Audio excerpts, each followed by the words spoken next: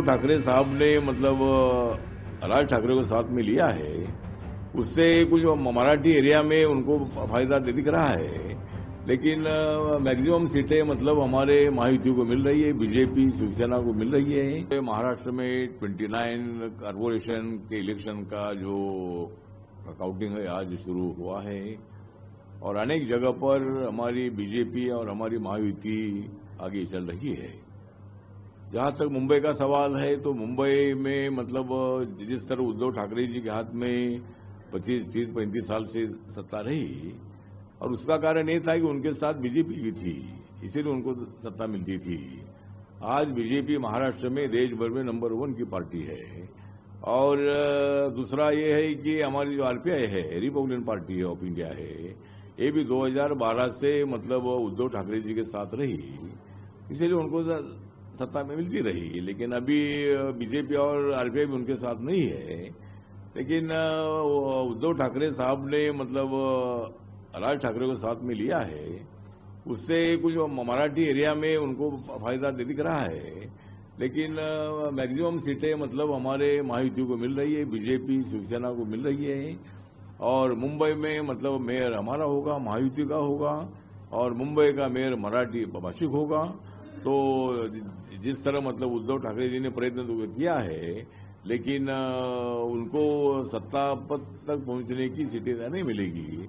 जो 227 सीटें मुंबई में है, उसमें से हमारे पास कम से कम 140 तक सीटें हमको मिल सकते हैं, ऐसा हमारा अंदाजा है। तो देखते हैं, मतलब अभी रुझान तो बाकी है, तो 2-3 घंटे में पूरा क्लियर हो जाएगा। लेकिन मुंबई में क्लियर मेजोरिटी हमको मिलेगी और 29 महानगर पालिका में कम से कम 25-26 जगह पर हमारा मेयर बनेगा, ऐसा हमें पूरा विश्वास है।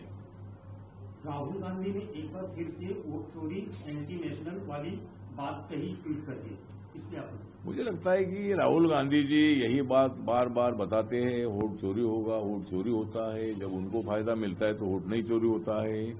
लेकिन जब हमको ज्यादा सीटें मिलती है, हम जब सत्ता में आते हैं तो उनको लगता है कि इन्होंने वोट चोरी किया है। जब लोकसभा में कांग्रेस पार्टी को 99 सीटें मिली और अपोजिशन को 80 सीटें मिली, तब तो हमने आरोप नहीं लगाया कि भाई आपने वोट चोरी किया था, आपने बोगस वोटिंग किया था। हमने यही बताया कि भाई संविधान के मुद्दे पर राहुल गांधी और अपोजिशन ने लोगों को मतलब गलत फहमियों पर डालने का प्रयत्न किया। संविधान बदलेगा, आरक्षण जाएगा, इसी तरह की बातें लोगों को बोल बोलकर मतलब हमारा वोट कम हो गया, जरूर कम हो गया। लेकिन नरेंद्र मोदी जी तीसरे बार अपने देश के प्रधानमंत्री बने हैं, तो राहुल गांधी हर चुनाव में मतलब राहुल गांधी हो या अपोजिशन हो, हर बात पर कोई न कोई तो बातें उल्टी सीधी करते रहते हैं। तो इसीलिए मुझे लगता है कि राहुल गांधी जी के आरोप में बिल्कुल तथ्य नहीं है। वोट कभी चोरी होता नहीं है और वोट चोरी नहीं होना चाहिए। इसके लिए इलेक्शन कमीशन ने भी प्रयत्न करना चाहिए। जो वोटर 2-2 बार 3-3 बार वोटिंग करता है, उसके नाम उधर हटा नहीं चाहिए। दूसरा, जिनका डेथ हुआ है उनके नाम उसमें हटाना चाहिए। बोगस वोटिंग तब होता है जब वो आदमी का जिंदा नहीं है तो भी उनका नाम उसमें होता है। तो कुछ लोग जाकर बोगस वोटिंग करते हैं। लेकिन मुझे लगता है कि आजकल यहाँ जो अपना जो बैलेट पेपर होता है या ना जो हमारी वोटर्स की लिस्ट होती है, उसमें हर वोटर्स का फोटो होता है। तो कोई आदमी जाकर वहाँ वोट नहीं कर सकता है। तो इसीलिए वोट चोरी के मुद्दे में तथ्य नहीं है। राहुल गांधी जी बार बार इसी तरह के आरोप करते रहते हैं और ये इनकी राहुल गांधी की हमेशा फिजूल बातें रहती है और लोग उनके ऊपर विश्वास नहीं रखते हैं।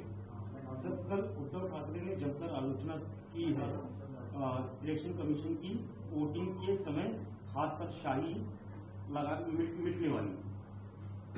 मुझे लगता है कि जो हमेशा जो पेन से शाही लगाते हैं, उसी तरह शाही लगाई थी हर वोटर्स को। लेकिन कुछ लोगों ने ऐसा एक्सपेरिमेंट किया कि भाई उसको दवा लगाकर वो मतलब शाही निकल जाती है। तो इसीलिए अभी इलेक्शन कमीशन ने दिल्ली से निर्णय लिया है कि अभी पेन का यूज नहीं करेंगे। लेकिन जो मतलब जो शाही लगाते हैं तो कोई एसिड लगाकर वो निकलता ही है।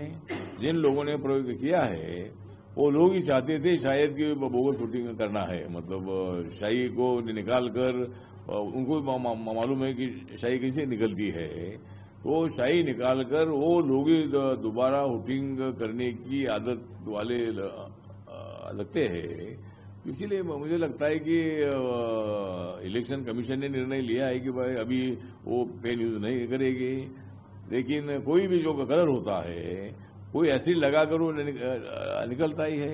कोई भी कलर आप लगाते हैं तो हमेशा कि आप 5 साल का थोड़ा और होता है, मतलब जब वो शूटिंग का जो वो लगाते हैं तो लोग कोई ना कोई तो एसिड लगाकर ऑयल लगाकर निकालते हैं। खबरों की रणभूमि में यहां शोर नहीं सोच लड़ती है, जहां शब्द नहीं फैक्ट्स वार करते हैं और हर सवाल खोलता है सच की नई परत।